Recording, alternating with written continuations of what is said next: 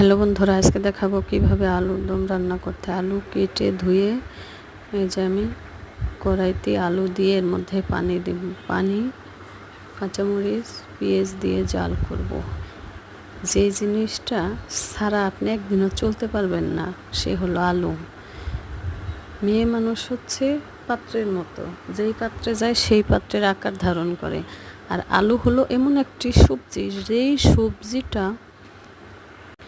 সব সবজির সাথেই আলুটা মিলে যায়। এই যে হলুদ কাঁচামরিচ দিয়ে বেশ কিছু সময় জাল করব। জাল করে আলাদা পাত্রে তুলে রাখবো। তুলে রেখে এটা আমি ফোড়ন দেব। এই যে এর মধ্যে জিরা দিব, জিরা, রসুন, পেঁয়াজ দিয়ে বেশ কিছু সময় জাল করব। জাল করে যখন বাদামি কালার হয়ে আসবে ওর মধ্যে এই যে আলুটা ছেড়ে দেব। এই যে ব্যাস, আমার আলুর দম রেডি। এভাবে রান্না করে খেয়ে বন্ধুরা জানাইও কিন্তু। আমি এটা বাংলা আলুর দম বলি।